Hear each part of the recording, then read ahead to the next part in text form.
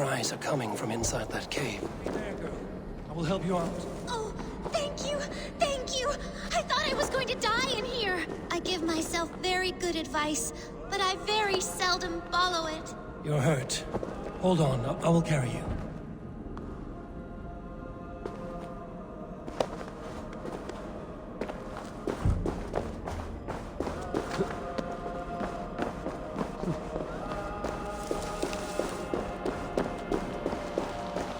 That's the last time I go chasing rabbits, especially white ones.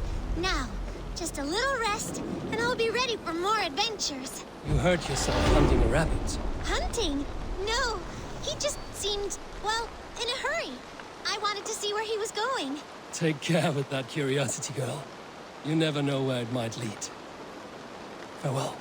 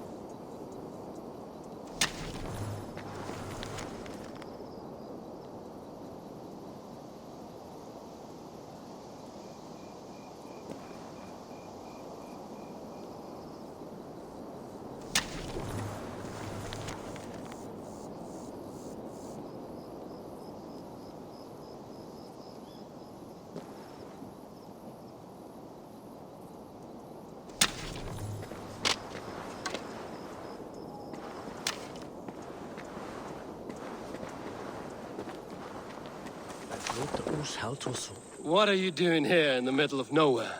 Ah, a visitor for Chad the Bewilderer, the most radiant and rakish riddler. Do you have the wits to best me?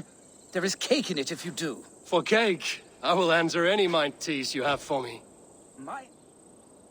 Iron is forged with tools, and a keyhole could be the mouth of a door. A lock and key? Your wit outshone my words, and such a feat deserves 3 cakes. But unfortunately, I do not have any. So the cake was a lie? Do not pout. have a reward much more worthy of your talents. Goodbye, Chad. Your riddles were a fun diversion.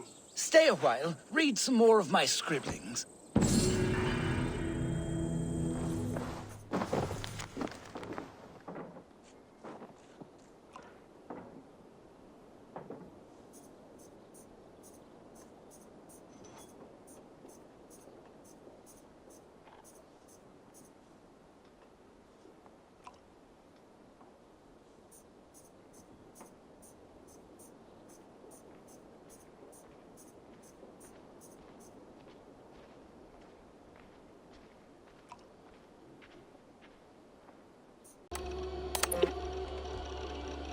No, come on, Sean. Turn that thing off. Oh, hold on. I like what you said there. I want to get this for posterity. Say it again, nice and loud. Seriously? Sure, come on. If nothing else, it'll give me leverage with your old man. Ah, that's your angle. Nice. What I said was, I wish I hadn't been born into the Assassins. I wish I had chosen this life. Is that good enough? Sure, but why is that? Because choice is the central idea of our creed. It underpins everything, right? It's about free will. It's about seeing the evidence before you and saying, yes, this is what I want. Or, no, this isn't for me. But when you're born into a group like this, or any other, like I was, you get mixed signals.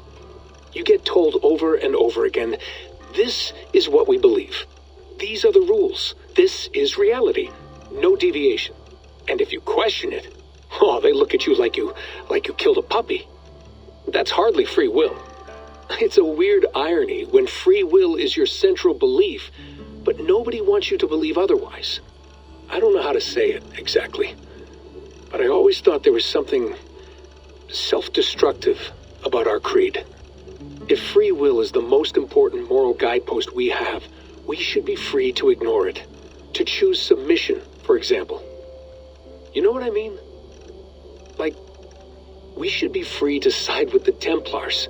If it's really my choice, I could do that. Right. It's almost self-refuting. A democracy could democratically elect a dictator or choose to get rid of democracy altogether. Within our creed is the seed of its own destruction. That's what makes it powerful, I think. And fragile. Right. The more freedom you have, the more risky it is, you know? Anyway, my dad has mellowed over the years, but he was strict when we lived on the farm. He ran a tight ship. I never got the impression that I was free to choose my path forward. Our creed, our tenets, they were drilled into my head. By the time I was a teenager, I was following these rules out of a sense of duty. This was just what we did. That happens to a lot of organizations over time. A stagnation sets in, you know? A fundamentalism. Yeah. Following the rules becomes more important than achieving whatever goal you set out for yourself. And people start to lose sight of the reason the rules exist. That's called deontology, or a form of it. Following a rule for its own sake and not for the consequences it has. Yeah, but that feels backwards, doesn't it? Well, I think so. Following a rule is the easy part. Praying, taking a sip of wine, munching on a wafer. Rituals that give comfort. But that's just going through the motions. It makes people feel like they're doing something.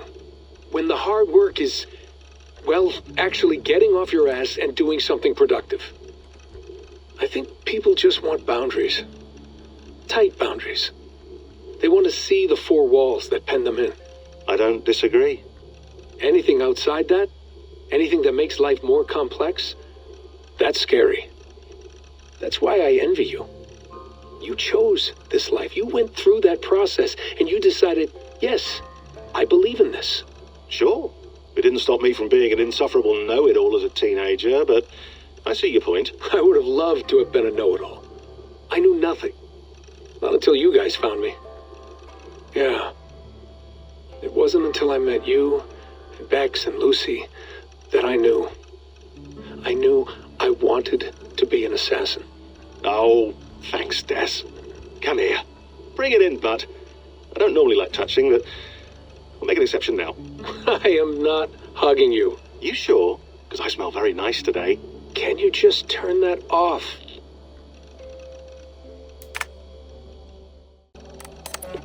Hold on, I'll just set this here. Do you guys record everything we talk about? Not everything, but you've been using the Animus so much, I thought this was a good chance to learn some things about prolonged exposure. So I'm your guinea pig. No, my guinea pigs are all dead. The Animus was too much for them to handle. Cute. Can I ask you about the bleeding effect? Any recent flashes? Any memories resurfacing? Yeah, the usual things. Ghost images of Altair and Ezio a few times a day. Nothing intrusive, just brief moments. They pass quickly, almost without me noticing, like a figure in the corner of my eye, or remembering a dream from the night before. I did have one extended hallucination a few days ago. It was Ezio. He was older, around the time he left Cappadocia. He was standing on the deck of a ship, alone. And through him, I could feel an intense regret or guilt. And it felt to me like he'd had a loss of faith in himself, in the creed, like he couldn't keep it up, couldn't stay true to his ideals. And as I watched him, I thought, is this the moment he decided he was done being an assassin? It felt like it. Anyway, most of my visions have been brief, lasting just a few seconds. They're like complete memories of small moments that appear suddenly out of nowhere, fully formed. It's a strange feeling. Okay, anything else? I'm starting to see Connor now, too. Though I hear his voice more often than I see him. I'm sure that will change. Oh, yeah, and yesterday, just before bed, I had a memory of being on a beach in the Caribbean with a bunch of sailors. Or maybe they were pirates. I don't know. No idea. Huh, we'll look into that. And how do you feel in general? In general? Well, I feel older, for one. Much older. And it's strangely comforting. I'm collecting the memories and skills and thoughts of so many people. I feel like I've lived a few hundred years or more. Is it possible that if I do this for too long, it'll push my own memories aside? That I'll be everyone but myself after a while? It's possible. That's called identity substitution. It's happened before, but it's rare. And someone with your background shouldn't need to worry. My background? You mean someone with my genes? My abilities? You have Isu DNA, and that lets you see things and do things and withstand traumas that other people can't. And I can suffer in ways that others can't. That's not something to be proud of. You mean the apple? Yeah. It has a pull, Bex. It tugs at my brain. It talks to me. Teases me. Drives me mad. And what I did to Lucy... God damn it. Nothing is worth the damage I did. The pain I caused. I know. But you're special. That's the point. I'm not special, Bex. I'm lucky. That's all. I understand. We're assassins. It's our creed that makes us different, not our genes, not our blood. Anyone can join us. That's true. But let's leave that aside for a second. What I want to know is, have you ever had any Isu memories resurface? Isu memories? I don't think so. I can't even begin to imagine what that would feel like. I think you'd know if you did. Maybe one day. We might be able to induce something. Jesus, let's fix the world first, okay? Before we start digging up my ancient ancestors. Deal. With my luck, I'll be related to some third-rate Isu like Sisyphus or something. Way to aim high, buddy. Hey, you gotta.